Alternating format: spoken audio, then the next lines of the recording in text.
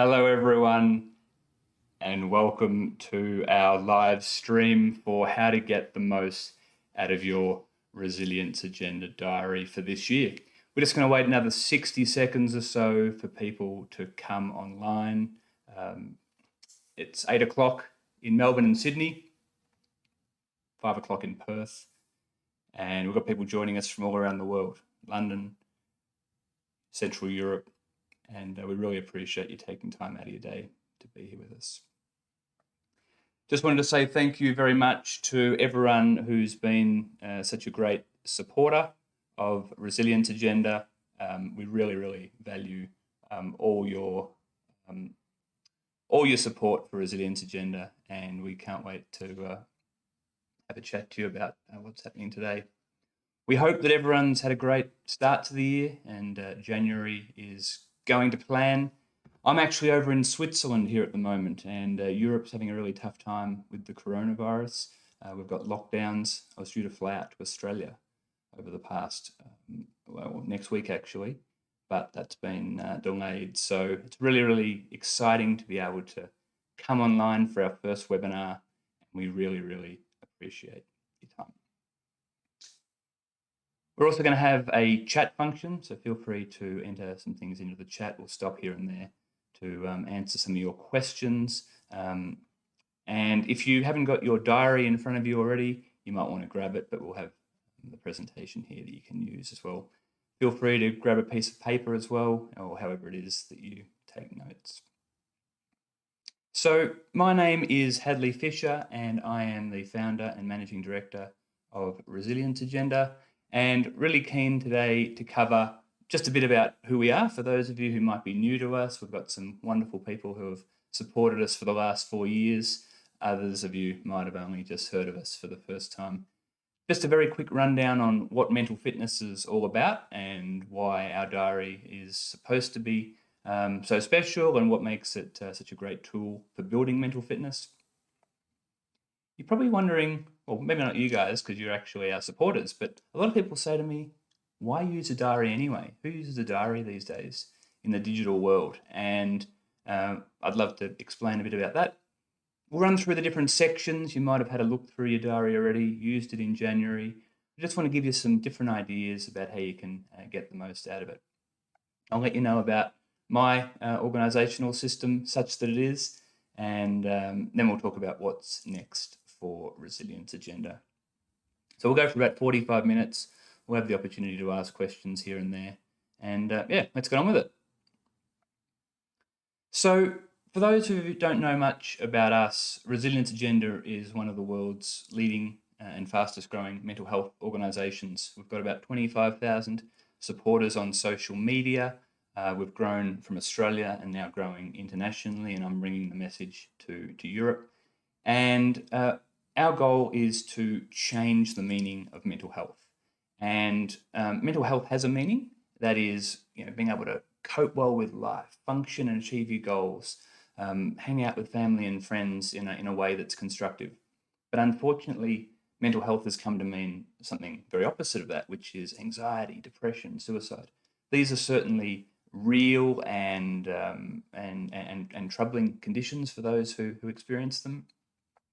What we want to do is to help people go from struggle to better mental health, and on the recovery journey from struggling, and give people the hope, awareness and inspiration that things can get better.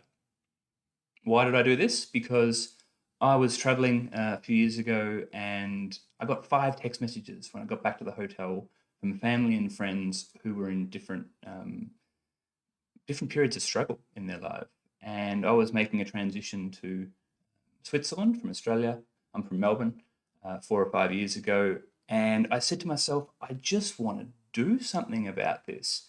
I'd spent the last 4 or 5 years learning everything I could about mental health. I grew up in a family surrounded by it and affected by it, and I just blocked it out. And even though I was as close to mental ill health as you could get, I never thought it applied to me. I never thought that there'd be a risk factor at all, or that these things can happen to anyone. And so I went through a period of learning and discovery, and I wanted to both help people with the skills that I'd learnt that had worked for me, but also to inspire people to look at mental health in a totally new way. So why a diary? I've always loved lists and prioritizing and planning, even though I wouldn't necessarily describe myself as particularly organized. And I was finding that as great as the internet's amazing. We're not anti-tech here, but I was getting myself bogged down in details and news and status updates and not the things that really mattered. That's the first thing. Then I knew I wanted to make a product. I've always wanted to bring a product into the world and make something that's meaningful for people. And I wanted it to be different because there's lots of blogs on the internet and people were making apps at the time. And I knew I wanted to make something stylish and unique. And Kiki, for example, one of our competitors, they've been doing really great at the time. And I thought, well, people are using diaries. Let's get this tool into their hands that'll remind them 365 days a year of their intention to build their mental health and their mental fitness. I used to buy my mum a Women's Weekly health diary when I was a kid, when I couldn't think of a better present for her, the ones you used to buy at the Commonwealth Bank. And it'd tell you all these different things to do for your health. And I said, I'm going to do that for mental health. And over the last 4 years, it's been huge. We've now got 20,000 people who are going to be using a Resilience Agenda diary this year. Turns out they make great gifts. Companies and big organizations have started giving them to their staff as a way of saying, hey, we care about mental health. We understand that the pandemic's been a challenge. We want to do something about this. Let's get started. And then giving out a diary or a planner is a great way to start the conversation in a way that's not too confronting. And our goal is to make mental fitness normal, acceptable, cool, habitual, just like physical health and fitness has become, without stigma and without judgment. And so in recent times, I've been presenting the contents of the diary and other leadership type seminars to companies, which has been really, really great. The feedback's been great. And we're taking the mental fitness message to the workplace because a lot of companies have the resources and also the responsibility to look after their people, and they're looking for new ways to get the best out of their people. So the more people hear about mental fitness, the more they like it, the more they want to know about it. And so over the next couple of years, we're going to be building new things to bring that message to life. But for now, the diary is our main thing. What exactly is mental fitness? Well, it's a mindset, process, and set of strategies for developing, maintaining, and improving good mental health. The mindset is a little bit different to what a lot of us think about with mental health. A lot of us think that if we were to become mentally unwell, that's it. We're just ill. There's two categories, good health and bad health. And it turns out it's more of a continuum, more of a scale. It goes up and down over time, depending on our genes, what we do, some of the circumstances in our life, and our environment. And the mindset is this idea that mental health can be improved. Recovery, the process of getting from poor mental health to good mental health, is possible. It's not always easy, it's not always inevitable, but mental health can be improved. And I find that really inspiring, especially for people who have okay mental health, who aren't mentally unwell. And we know that say people in their 40s, for example, often develop mental ill health. Chronic stress comes along, and that's a risk factor for poor mental health. And if you know that mental health can be improved from a poor starting place, you might be a little bit less reluctant to go get help because it might not be such a judgment on your character, the way mental ill health is stigmatized at the moment. And we're called Resilience Agenda for a reason, so that people can build their mental fitness more than they currently have, so that they're more prepared for the setbacks. So I've been building my mental fitness for 4 or 5 years.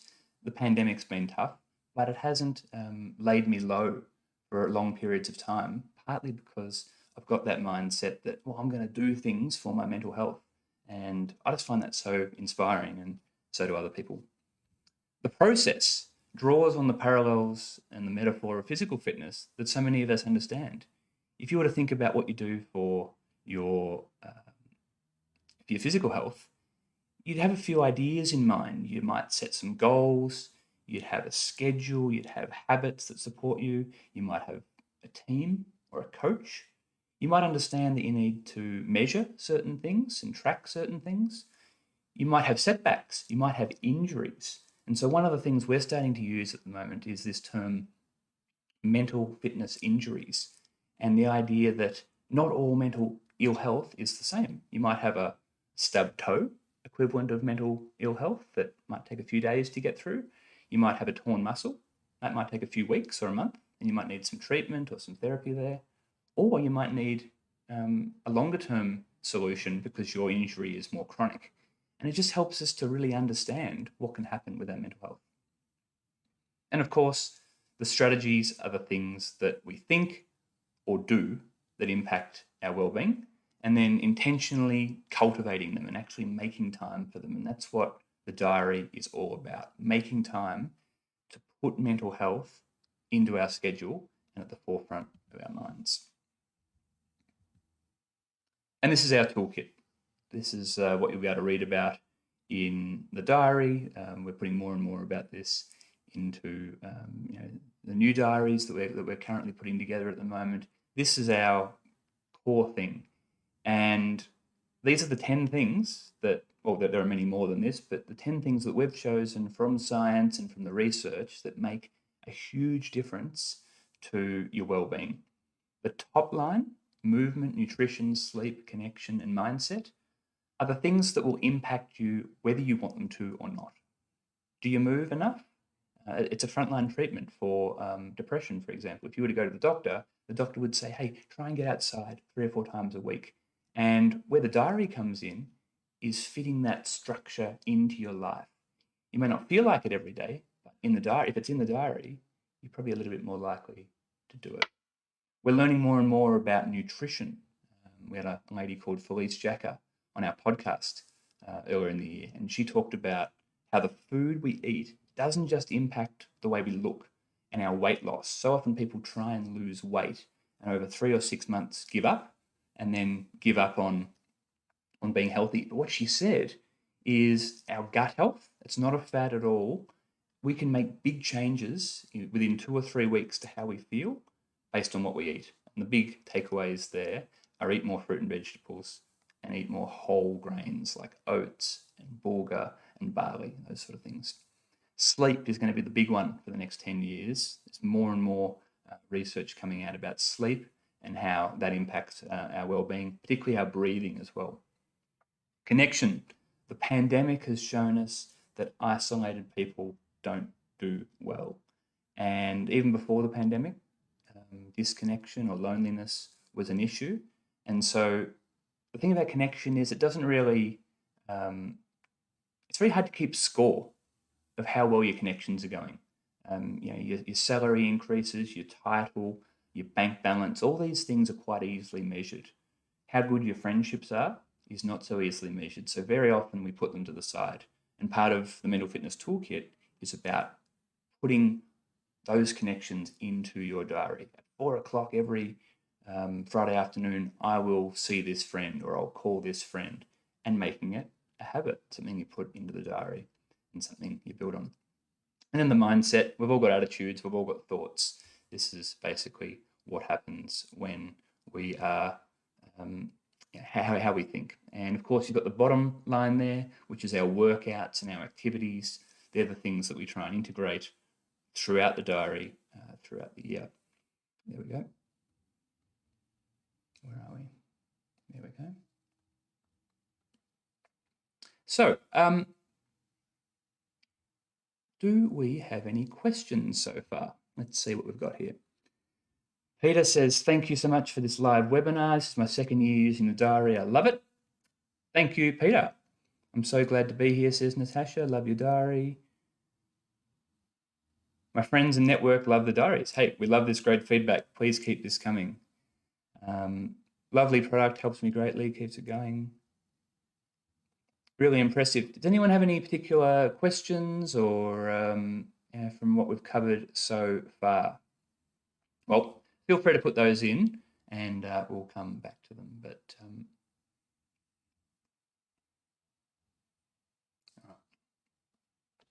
so what comes next? The diary itself. Just wanted to give you a bit of a background about the diary. So the diary is made in China. This is something that we're pretty open about on the front of it. It's handcrafted in China in really high quality labor conditions by a company called CNC Printing. To have a diary that is this well made and made by hand would cost over $35 to make the diary, let alone send it. And that's just not possible. We make sure that we check on the conditions over there regularly, and in 4 years, we've never had a diary fall apart. You can fold them, unfold them, bend them, all that sort of thing. They're pretty high quality. It should last. It's made of FSC certified paper. That is paper that is recycled or plantation grown, so we don't cut down any old forests. That's really important to us. And it's vegan friendly. So the front cover is what we call a leatherette, which is like a fake leather, but it's still got that lovely wearable and durable high quality finish to it. So sometimes people say, hey, the diary is a little on the expensive side. I know that, but we thank you for your investment in our mission and our product. It enables us to do what we do because we've got costs. We could put a cheap diary together that's low quality, but we don't want to do that. Who's using diaries? People are still using diaries, and I'm getting this question less now than I ever did 3 or 4 years ago. Back when Facebook and Google were still perfect 4 years ago, people were wondering about the diary. But I think people are realizing that tech has a way of sort of taking over our lives a bit, and we just want to make sure that we're being savvy with our tech use. They give you a high level view over your life. It's so easy to get bogged down in detail in Outlook or Facebook or the news, and it gives you something consistent to look forward to every day. My diary is the first thing that I pick up every morning. It sits on my computer, so before I'm tempted to open my computer, I'm actually opening up my diary, and I'll talk to you about that in a sec. The point of this diary is to help to remind you to put your health first, in particular your mental health. People tell me that every time they see that Resilience Agenda logo on the front of their diary, or they open up a page, or they read one of the quotes, they think, mental health, mental fitness, what do I do? And rather than what can go wrong, what's my action for today? How do I feel in control of this? So many of us say that our health is our top priority, but many of us don't actually translate those values into how we use our time. And that's the point here. When will we do the things that make us happier and healthier and more successful? A lot of people just go with the flow, and they find that life happens to them. They're very reactive, and that's a pretty stressful way to live. At least if you've got a diary, you can sort of plan out parts of your day that are yours, that are in your control, even if the kids are screaming or the boss is demanding for the other 20 hours of the day. And that's a little reminder that things are in our control, especially what we think about things. There's this idea called priming in psychology, where certain reminders or things that we do in our life put us in a different state of mind. So drinking coffee, for example, makes us ready to work.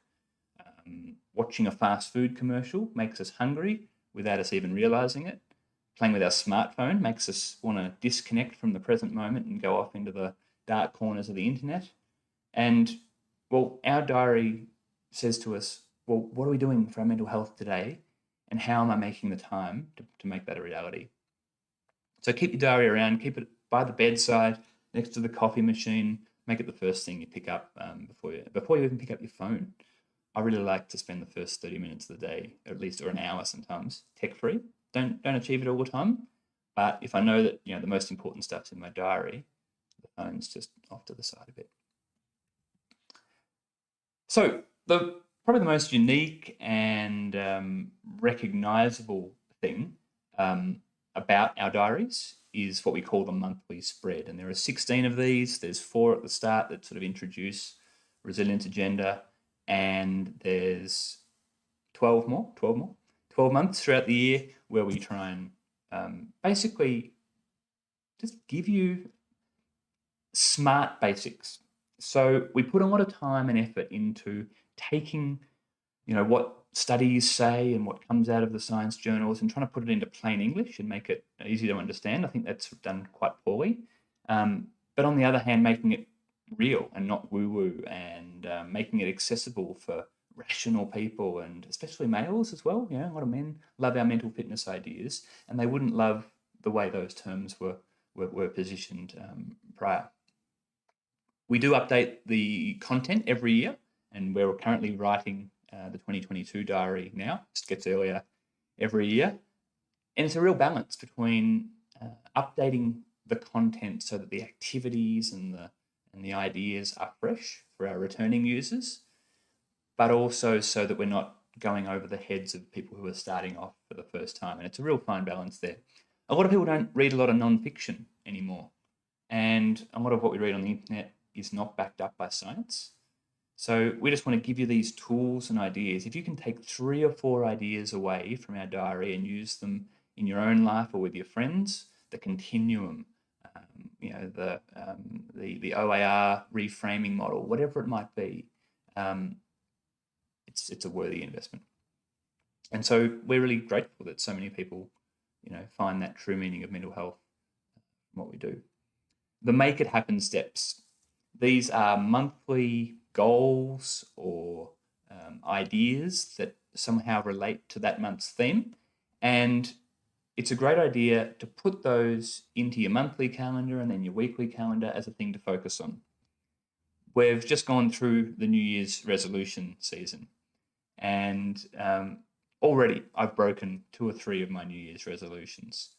And the reason why New Year's resolutions aren't a great idea very often is because the cue, which is what we talk about in the habit section, the cue for a New Year's resolution happens every 12 months. So if you stuff it up, you got to wait a whole another year to start again, and then you're probably going to get unhealthier and get distracted in that year. Whereas monthly goals, well, you're only going to wait 4 weeks before trying again. Now, in a perfect world, you would integrate the thing you learn that month. In February, for example, it's about self-care and happiness and figuring out the things that we're good at. It might be a mindfulness chapter like the one on the screen now. And you take these and you say, this month, that's my goal. You don't have to do them all. Sometimes they're easy, sometimes they're more challenging. You might have other ones that you've heard about before. But this month, I'm going to be really mindful when I'm eating. I'm not going to rush my food. I'm going to chew more. I'm going to not look at my phone while I'm eating. That is a goal that's going to improve your headspace. It just is. So that's the Make It Happen spread, and you might have a few questions there. I love this one. This is so cool. We haven't put it in the diary before, but we might put it in the diary next year if we can get the license for it. Who feels like they've always got too much to do? Who feels like their to-do list is stressful? There's always something to add to it, and it never gets knocked off. What can be more helpful is to look at things through a priorities lens, putting things in order of importance. And if we believe our health is important, then putting it right up there. Stephen Covey, author of 7 Habits of Highly Effective People, encourages us to decide whether a task is urgent or not urgent, and important or not important. And then he makes this matrix where he has 4 different boxes, and you can see for yourself there what goes in what box. What is not urgent and not important? Social media, watching TV, movies, shopping. Now, he's a bit of a judgmental guy, so let's not call movies nonsense, but there's nothing wrong with those things, but they're no way to get the best out of life in the long term. You can't spend all day doing them. So let those things fit around everything else in your life, rather than letting your health and all the important things fit around your TV schedule. That's basically what he's saying there. And then you've got the things that are urgent and not important. A lot of things that pop up in our day, messages from our boss or our kids, they feel important and urgent, but really they're just important. And, the part about someone else's problems, more and more we're learning that that can be, an important part of our life. But, you want to try and manage that. Important and urgent. Deadlines, exams, this is pretty obvious. This is the stuff you've got to do today. But what is not urgent but important is where we should focus our time and our planning. And so many of us don't do these things that make our future selves better. And look, this was written 20 years ago, this chart, but it overlaps in many ways with what we're talking about at the diary. Problem prevention, self-development, spelling error there, healthy quality relaxation, planning our time, relationship building. This is the important stuff. This is where our mental fitness goes. And you can't just, it doesn't just happen. You've got to actually make the time for it. Because we have to prioritize our time for the important stuff, because otherwise the little things take up our time. So only by making appointments with ourselves, blocking out time in our planner for what's really important, whether that's something for the kids, something for work, or, in our case here, something for our health, will we turn those values into a structure. And it feels amazing. The idea of having an appointment in your diary with yourself, whether it's for a yoga session, and then you keep it and then you tick it off, it's an amazing feeling, especially if you're working from home or you're not working at the moment and you're going through a period of a bit of a phase. Get some control in your day around the one or two things you do. It'll feel amazing. It'll decrease your stress. It'll give you something to look forward to every morning because it's in your diary. Most of us don't like cancelling appointments, even with ourselves. You can focus on what's most important. You learn when to say yes or no. If you've got a full schedule, you'll be better off at saying, look, I've got my schedule here. That's really important to me. You'll get less distraction from your screens. And you'll be able to look back on your diary at the end of the year and see what you actually did. Now, you can integrate a wellbeing diary on paper and an electronic calendar on Outlook or Google or whatever it might be, because a lot of people, might be a little bit worried about putting yoga session or mental health retreat or gratitude journaling in their work calendar. And what you can also do is you put the details in your resilience agenda diary, but then also copy across blocks of time, my time, for your Outlook calendar. So I find that a really valuable exercise to do. The yearly spread, very underused last year, and probably won't be that used much this year, the travel and holiday planner. But this is where I like to put school holidays. Anything that's going to interrupt your well-being or your routine. Put school holidays, trips, long weekends away, any visitors that are coming, school camps, anything that or any big projects, anything that you want to give you the sense that your year's under control, you can do that. You can also use the yearly spread retrospectively, and you might want to put in something you're tracking, maybe your weight, if you're trying to lose weight, for example, or how far you run. You can put that in if you're not otherwise going to use the travel and holiday planner. And that's just what it might look like, but I'm not sure if anyone's going to Bali this year. The monthly spread. So I like to keep one of the bookmarker ribbons. There's 2 bookmarker ribbons in the diary. I like to keep the white one in the monthly spread and the other one in the weekly spread. This is great for getting a bird's eye view for what's happening that month. And this might be where you want to put the monthly goals from the make it happen steps, whatever they might be. So what are the 3 or 4 things this month that'll make this a great month? It might be, I'm going to get to bed at 10 o'clock every night, or I'm going to eat oats and a smoothie for breakfast every morning because I haven't been eating breakfast recently, or this month I'm going to go for a walk every Saturday morning, or whatever it might be. And this is that bird's eye view. And I find this is really, really valuable. You can even make weekly priorities for this one. And then you might have a visitor. That's just how you might want to block it out. Does anyone get scared by a blank page? You don't want to mark it or mess it up. So let's go about fixing that a little bit. And look, the only thing worse than a messy diary is an empty diary. So you can't make a mistake with it. I actually use a pencil so that I can rub things out when I need to. But hey, it's up to you. And as we've said, how you use your time is the essence of your life, and how you create your calendar is a reflection of what you consider important. So if you consider health important, and if you consider mental health important, then it should show up in your schedule. Makes sense. Remember, time is never empty. Most of us don't do nothing. We'll fill it with news feeds and Facebook and things that may not be what we want to do right now. And so you've got to put first things first to protect your time.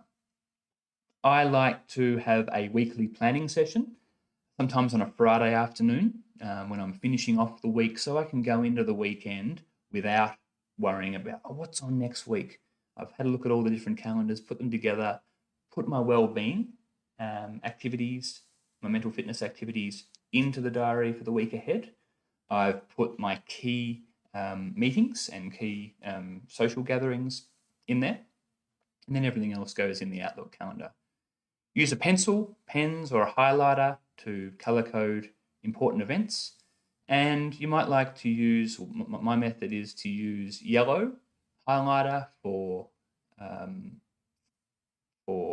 meetings and phone calls and things and important events like that. And I use a green highlighter for my wellbeing activities or when I'm going to write. And the reason why we make time blocks and put the appointments in our diary is because often we don't feel like sitting down to write. I'd rather just watch TV because it's so easy and we're so used to watching TV. But you know that you enjoy writing when you do it. You just got to get started. So if you've got an appointment, you're more likely to stick to it. Another thing is when you're making lists, whether it's in the top priorities or throughout the diary, use verbs. So don't just put Carmel letter. It's write Carmel's letter. And it just gives you that easier bit of friction or that lack of friction to get started.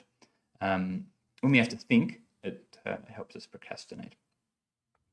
There are also different parts of the day. The early morning is often a quiet time. I know if you've got toddlers, that may not be the case, but this is when a lot of people find time for themselves, but it's also very easy to just pick up your phone first thing and get sucked into the vortex of emails and social media, and before long, you're sucked into your usual anxious sort of day. The mid-morning is when people tend to have the most energy, and what I like to do is avoid having meetings in the morning. I like to dedicate 8 to 12 as project time. So for people who work in an office and do that kind of work, do the important stuff in the mornings and do all your meetings and admin in the afternoon if you've got control over your schedule in that way. Schedule breaks. When is lunch? How long does lunch go for? This used to be pretty obvious when we worked in an office. We'd go downstairs to get something or we'd go for a walk with a friend. We're not doing that anymore at the moment. And I heard this great quote the other day from Dr. Chatterjee on BBC. Are you working from home or are you living at work? I reckon that's really powerful. So for people who are working at home at the moment, the schedule is just all mixed up. We're getting up whenever we feel like it, going to bed whenever we feel like it, working at weird times. That lack of consistency I've seen in my own life and doesn't make me feel great. And then how do you close the day? How do you transition from work to home mode? And that's especially the case if you're working from home at the moment. We used to sit on a train or ride a bike. I like to get outside and go for a 30-minute walk just to clear my headspace because I know I'm going to be coming back into the same environment that I was going to be anyway. The weekly goals. So let's go through it. These could be things from the monthly section that you just really want to focus on this week. It could be something else. So I want to meditate more this week because I've been feeling a bit scattered. I want to go to bed earlier, but I also need to finish that marketing project. They're the three things that will make this a successful week. And it's all about prioritizing. When are you going to do them? And then you might want to put in some of your mental fitness activities. And I like to put times in them. They didn't fit in my boxes there, but you can put times in. I will do this from 6:30 to 7:30, and you know that that's the right thing to be doing at that time because you've already prioritized it and it's the right thing to do. So that might be how it might look there. And then you might put some of the things during the day, and you can even put your work in there. Set a block. I'm going to spend 4 hours doing that marketing proposal, and counterintuitively, you actually work harder and more productively with a constraint. I think it's called Parkinson's law, where it says the amount of work done fills to fit the time allotted to it. So give a task to a busy person. A lot of people on this call are going to be pretty busy. Understand that you can make that happen. Daily priorities. What will make today a success? And this is the case for people who are healthy, but especially also those who are coming back from mental ill health recovery. What will make this day a success? For some people, it's getting outside. That's it, getting outside. If I do yoga, that's a success. If I call my mum, that's a success. If I eat breakfast, that's a success. Put it in your diary. All depends on where you're starting, and it's a really flexible tool. And you do that through what we call time blocking or making appointments with yourself. Block out time.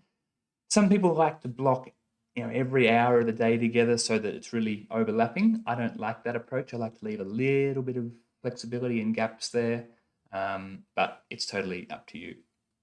And at the end of the week, you can reflect on what went into your calendar and did you do what you said you were going to do? And then you can refer back to the toolkit. Was there enough gratitude this week? Maybe not. Was there enough movement? Was there enough sleep? What did I do well this week? Just a couple other things. The quotes, we put a lot of thought into the quotes. We get a lot of lovely comments from people saying how they love the quotes. One lady even uses them, team meeting of a Monday morning and starts a discussion just to talk about mental fitness with the team.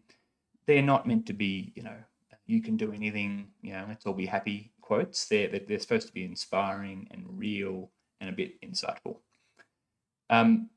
We're sorry for the 3 people who wrote to us saying that they want bigger weekends, but I'm at this stage unable to figure out how to equally fit 7 days into 2 equal pages. So if anyone's got any ideas, please let me know. And then why are there no times on there? Because we want it to be flexible for you. These days, 9 to 5 is not when people work. That's the amount of time you'd fit there. Some people get up at 6 and finish their day at 2. Other people are working all through the night. We've got a lot of shift workers who use our diary. And so that's why there's no times there. And you can create the time blocks to be as big or as small as you want. Here's just a couple more things about how to, use the different sections. The other way to use the weekly spread is to look back on it. And that is, let's say you are committed to using a electronic calendar, but you would like to use the Resilient Agenda Diary and have it in your life. Well, you can use it as a thing to track what you've done. You might want to put what you did today, how you slept today, what you ate today. That might be a way to do it. You can still use the top priorities section for tomorrow. You can even use it as a gratitude journal. What are the 3 things that I'm really grateful for today? And we spend so long talking about gratitude. So many people think that they are grateful, but they don't find the time to do it. And that's a really, really important one. Why does it work? Well, success is what you plan to do when you actually do it. So plan your ideal week. We're actually going to be putting in the 2022 diary for next year. We're going to put like an ideal week section in it so that you can map out, from the toolkit what an ideal week would be. And then you can adjust that depending on your schedule each week when you do your planning. I find that structure and flexibility and predictability are what gives flexibility its meaning. I value flexibility. I've always been the kind of guy who doesn't want to follow the rules and doesn't want to put my life into a box, but it gets chaotic. And what I love about the way I've structured things now is that half the time is really structured and gives me that discipline. And I know when I'm doing that, I'm doing the right thing. Who else has found that when you're doing something, you're wondering, what should I be doing next? What should I be doing next? What else could I be doing that's better or more effective? And that's really stressful. And then when I'm relaxing sometimes, I think, oh, I should be working. I should have done that thing. And it's because I hadn't planned my week well enough. And so if you are doing what you're meant to do, you've prioritized it and you've allocated it and you've more or less achieved your goals, you're doing what you're meant to do. So you can be satisfied with that. It's also important to schedule unscheduled time. This is relaxation time, bath time, self-care time, getting out in the nature time. And you've got to make time for it because the kids will come running and all sorts of things. So that's really important as well. And then you can use your diary for the wellbeing stuff and use your phone for work on the weekends as well. We've got a couple of comments here about a bigger version, an A4 version. Yes, we are thinking about an A4 version. Let us watch this space. As you can imagine, an A4 version is double the size of this diary, and that's going to it actually leads to a doubling of production costs, which I was surprised by. So if we can get something figured out there, we may well bring out a weekly version with more space and more activities. So that's something we're thinking of doing as well. We've also got a question, Louise, that says, I'm a pencil person. I didn't earn my pen license before high school.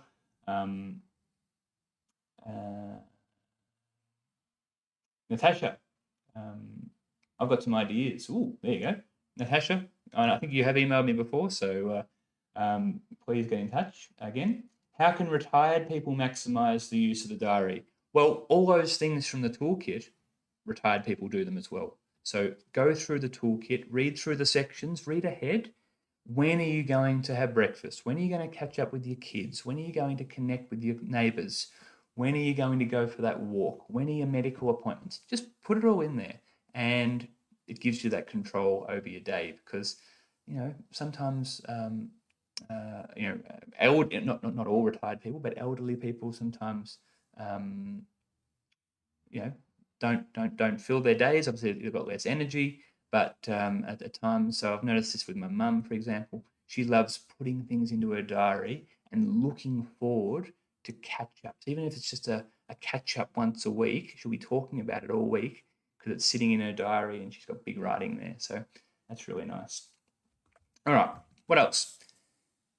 Mental fitness is all about how to go from having okay mental health to really good mental health, moving along that continuum, and also about going from having poor mental health on what we call the recovery journey. And I wish more and more people knew about recovery, and it's what we're going to be talking more about, the idea that if your mental health were to become poorer, there's a way through. It's not always going to be easy. It doesn't mean it's not a real thing or that it's not going to be really difficult, but that there's always hope.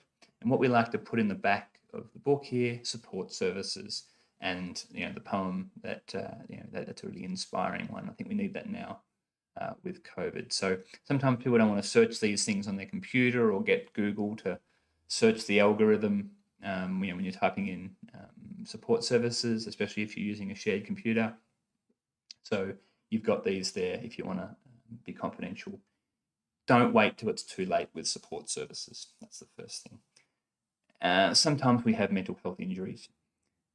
What do you do if you're starting to struggle? There's some people on this call who may be struggling. There's people in your life who you're trying to support. We're going to have more ideas and tools coming out for you about all that sort of thing later in the year. But reach out to your friends. And the thing is, it sounds so obvious, but a lot of people don't have friends. A lot of people don't have friends, or they don't think that they have friends. And sometimes that means that they need other people to check in on them. And a person who feels lonely, who feels checked in on, may not even open up. We encourage people to ask, "Are you okay?" or "How are you going?" regularly. They may not actually tell you about what they're struggling with. but just being asked is one of the most powerful things you can do. I was asked this by someone yesterday. I don't even know the guy, because he got the sense that something I'd written to him made me, feel bad, and it felt so great. So you've got that power in your hands. Then there's the work EAP service. If you've got an employer, use the EAP. That's the employee assistance program. Give them a call, whether it's financial problems, your kids are misbehaving, whatever, your partner's not accepting the fact that they might have an issue, whatever it is, call early. It's free for you. The company's got it there for a reason, so that you feel supported. And then there's the official guidance on the internet. These sites here are great. You can call these lines. I've called them myself about other people in the past. They're great. And then, of course, finally, there's your doctor. Now, a lot of people don't have a doctor, but if you do have a relationship with a doctor and your mental health is okay currently, next time you speak to them, talk about mental fitness and say, hey, I believe in mental fitness. I believe that it goes up and down. Just so you know, if you're ever wanting to talk to me about mental health stuff, I'm open to it, because they might, sometimes doctors focus on the physical because they're worried that if they bring up mental health conversations with people, it'll annoy them. Whereas if you've told your friends, and this is part of the diary, again, you're sharing good mental health, not just mental illness, with your friends, so that everyone knows, hey, I like doing mental fitness, I like trying to build it, I'm open to talking about this, so that if they do ever see you struggling or feel like you're struggling, they can ask, hey, how's it going? How's your mental fitness? And it just makes that conversation so much more rewarding and approachable. My system, it's a bit cumbersome for a lot of people, but I make products for Resilience Agenda that I wanted to use in my own life. It's as simple as that. The diary. The diary is where I put my wellbeing activities and my things that I'm going to do for my mental fitness. When I'm going to write, when I'm going to get it up, when I'm going to sleep, when I'm going to have breakfast, etc., etc. And my main social appointments and things that I need to go to. The book in the middle, the tan one, is my notes. Even for people who use MacBooks and computers these days, you'll see them walking around with moleskin notebooks. These diaries are very similar to moleskin notebooks, but cheaper. And this is a dot grid notebook where I put my lists. And once a week, I will download from my brain every activity, every project on the left-hand side of a page. And on the right-hand side of the page, I'll draw up Stephen Covey's matrix, and I'm populating what's urgent, what's important, and what's not. And what can I put off till later? And then I start putting those things back in the diary, into the monthly spread, and then the weekly spread, and then the daily priorities. So that's how I use that. The final thing is my journal. And the journal is the classical Dear Diary thing. Now, it gets a bit of a bad reputation, the whole Dear Diary thing, but that's the ruled notebook. It's one of the most cathartic things that I do, downloading on my mind, what's on my mind, whether it's business challenges, conflicts with a friend, worries about the future. I find that if I've got 20 different thoughts on my mind and I start writing them down, what writing does is it helps you make sense. It's very hard to just scribble everything down, although that's something you can do. What I like to do is structure those random thoughts and break it down into 4 or 5 things. Oh, it's this. And then I like to get to the bottom of it by saying it's this. It's I'm worried about the pandemic not ending, or I'm worried about not having enough money, or I'm worried about the kids. And that may not have been obvious to you initially, but if you actually write about it, it helps. So getting things off your chest is one of the most important things we talk about. And you can do that by seeing a therapist, by seeing a psychologist, but that's not something that everyone can do or can afford. More and more, we're learning about seeing friends, speaking to friends about this sort of stuff. Having a trusted friend and having done the work to be connected earlier is really important. And then last but not least, if you don't have any of those support services, use paper to write things down. And that's a way to just get things off your mind. You've got to do it. There's a great program called Evernote or OneNote on Windows you can use too, if you like, to use your notes if you don't want to use a notebook. Some people like to combine the journal and the notebook together. 3 things that I'd encourage you to read. Indistractable. We had him on the podcast earlier in the year or last year. A great book about basically being more productive, but from a technological perspective. Now, we're not anti-technology, but this is all about how to control your attention and just basically listen to your emotions better. And it's probably one of the best books I read in 2020. Dave Allen is another great one, which is more of a just a general system for being organized. And then Brain Changer, just one of my favorite books of the year. We had Felice on the podcast as well, talking about just basics, very basic stuff about the impact of mental health impact of our diet on our mental health. Before we get to some questions, what's next for Resilience Agenda? We are going to bring out a mid-year diary. We're going to release it in about May, and it's going to be a July to June 21-22 financial year diary. And this one will have updated dates, but the same content as this year's diary. We're only going to do a small run. But the reason why we're bringing out that one is because we often get people wanting to, get involved with the mental fitness message who only discover us in April or May, or someone might have bought a diary for Christmas or been given one, and by the time they get around to, choosing it at work for their workplace, it's May, and they don't want to sort of waste half the year. So I totally understand that. So that's the mid-year diary. We're going to be doing a small run of them. We're also partnering up with another organisation to do e-courses for organisations and basically bring the tools and the learning from the diary online, which is going to be great. And we've got programs over the next 12 months or so for kids. We've got a question before about, do we bring out a youth version? We probably won't be bringing out a youth version of the diary this year. That's probably something for next year, but it's a really good idea. We've heard that a few times. We're also working on an app, which is how to track and monitor your wellbeing. So we'll try and keep you up to date with that one. We are working our way through. We've been really busy, and it's been great to take the mental fitness message to organisations. So I probably did about 25 webinars, webinars and in-person presentations on mental fitness. And I've got these talks, about 60 or 90 minutes, mental fitness, a new approach to mental health awareness, leadership for mental health at work, and they've been really great, so I enjoy doing them. We're going to keep putting our inspiration on social media, of course, and we're going to build the team. So we're getting bigger. Your support is helping us grow the message, and that's really good. If you haven't heard the podcast, please jump on Spotify, Google, or Apple Podcasts, type in my name, or Resilience Agenda, or Resilience Agenda Radio. We've got about a dozen on there, and we're going to have some more over the next few months. They're really interesting. We've got some great speakers on there.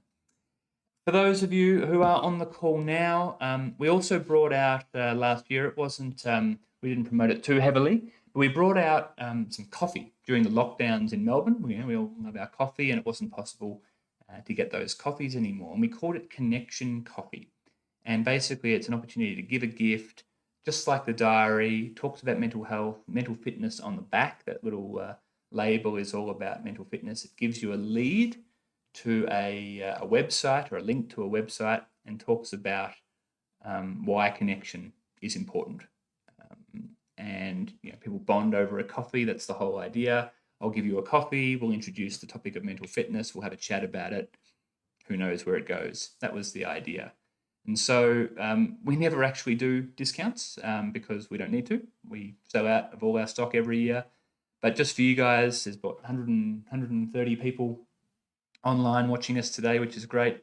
RA Webinar 2021. If you want to go and buy any more diaries, there's only a few left. If you want to pick up some coffee, you want to get some notebooks, you're welcome to use that. That code's only going to be available for a couple of days.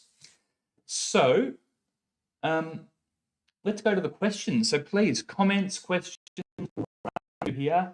TN has said to us, Hadleigh, thank you. The diary and focus on mental health has made a big impact on my life and has really helped me the last couple of years. Just a little story for you guys. We gave a donation to some farmers up in Queensland last year of our diaries. And Australian Rotary Health, who we support financially with 25% of the proceeds last year of our diaries, we gave them to them, and they distributed them to farmers who were struggling because of the drought. And this guy Michael gave some hay and a diary to a gentleman or a farmer. And I got an email a couple of weeks later saying that the gentleman had read the diary, read the back page and seen the support services, and had decided to get help for the first time. And he said that if he hadn't done that, he was planning on taking his own life. And so there's great stories like that we hear all the time that we don't often, we don't always publish them. We've got lovely messages from people about about how they're using their diary year after year after year, and they're sharing the diary with other people. And sometimes we just don't even know the impact it's having on us or having on our friends. A friend of mine, Jacob, takes it to all his meetings. He's in sales. He takes it to his meetings and he puts it in front of himself, and people ask him, what's that? What's that diary? Well, what's Resilience Agenda? And he's able to start a conversation around, oh, this is this mental health business that I support. They have this idea of mental fitness. It's all about how mental health can be more proactive and what have you. And it's a great icebreaker and conversation starter. And so what I love about my work is that every day I get to speak about mental health with people like you. What else have we got? Have we got anyone else? John says, thank you so much. Chanel says the financial year diary would be a great idea. I'm not sure whether we'll actually put so much around financial wellbeing. The app will have a bit of that potentially. I use the weekly spread as a gratitude list. I do this every morning and set 3 priorities for the day. Shani, I like that approach. What else have we got here? There's just a lot of really lovely comments there. For those of you who... oh, hello, Mike. Mike's over in the UK. Love the concept of mental fitness and the graphic icons for pillars. So there you go. We're trying to make mental fitness nice and simple. For those of you who had other people who wanted to watch the webinar, we are trying to record it. So hopefully the technicals work there. But just wanted to say thank you so much for joining us today. I hope that was valuable.